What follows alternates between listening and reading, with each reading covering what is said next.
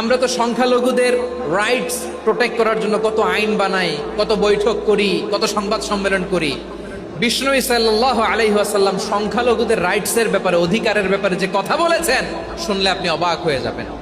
বিশ্বনবী বলেন, আলা মান যালামা মুআহাদান আও ইনতাকাসাহু আও কাল্লাফাহু ফাওকা তাআতিহি আও কাল্লাফাহু ফাওকা তাকাতিহি আও আখাযা মিনহু শাইআন বিগাইরি তিবি নাফসিন ওয়া আনা হাজিজুহু ইয়াউমাল কিয়ামা। খবরদার, জেনে রাখো, কেউ যদি কোনো সংখ্যালঘুর উপরে অত্যাচার করে, কোনো সংখ্যালঘুর প্রাপ্য থেকে যদি কেউ কাউকে ঠকায়, সংখ্যালঘুর উপর যদি কেউ কষ্ট দেয়, কোনো সংখ্যালঘুর সম্পদ যদি কেউ জোর করে কেড়ে নেয়, আমি কিয়ামতের দিন বিশ্বনবী ওই সংখ্যালঘুর পক্ষে আর ওই মুসলমানদের বিপক্ষে বাদী হয়ে দাঁড়াবো। সুবহানাল্লাহ বলতে পারলেন না? আল্লাহু আকবার। আপনি নামাজি, আপনি মুসল্লি, আপনি হাজী সাহেব, তাহাজ্জুদ পড়তে পড়তে কপালে দাগ ফেলে দিছেন, আপনার প্রতিবেশী হিন্দু, ভাবছেন আমার তো পাওয়ার আছে, ওর জমিটা দখল করি। বিশ্বনবী বলেন, কিয়ামতের দিন ওই হিন্দুর পক্ষে তোর বিরুদ্ধে আমি বাদী হয়ে দাঁড়াবো। পৃথিবীর কোন ধর্মে এরকম স্টেটমেন্ট পাবেন? পাবেন?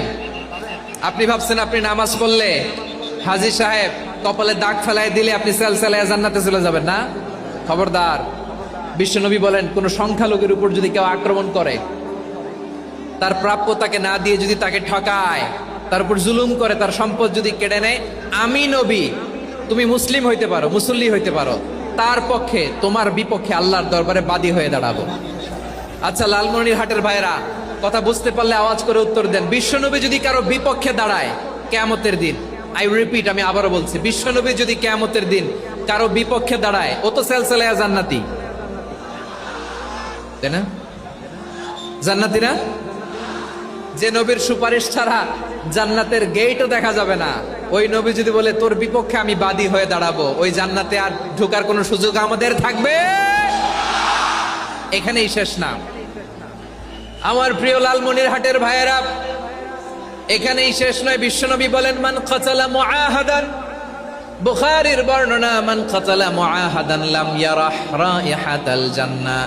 কেউ যদি, কোন মুসলিম যদি অন্যায়ভাবে কোনো সংখ্যালঘুকে হত্যা করে, কোনো হিন্দুকে হত্যা করে, কোনো বৌদ্ধরে হত্যা করে, অন্যায়ভাবে কোনো মুসলিম যদি কোনো সংখ্যালঘুরে হত্যা করে, জান্নাতে যাওয়া তো দূরের কথা, ওই মুসলিম জান্নাতের ঘ্রাণও পাবে না।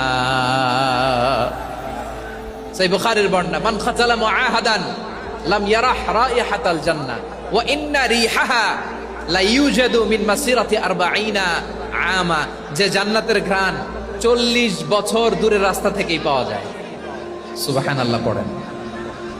প্রিয় ভাইরা, এখান থেকে জান্নাতে পৌঁছতে লাগবে 40 বছর। এত দূর, কত বছর? সবাই বলেন, কত বছর? এখান থেকে জান্নাতে পৌঁছতে লাগবে 40 বছর। এত দূরে থাকতেই জান্নাতের ঘ্রাণ আপনার নাকে এসে ধাক্কা মারবে। বিশ্বনবী বলেন, যে ব্যক্তি কোন সংখ্যালঘুকে হত্যা করে, জান্নাতের ঘ্রাণ তো পাবেই, জান্নাতে তো ঢুকতে পারবেই না, জান্নাতের ঘ্রাণও তার নাকে লাগবে না। পড়েন না আউযুবিল্লাহ। তাহলে সংখ্যালঘুদের ব্যাপারে ইসলামে অধিকার দেয়া আছে না নাই?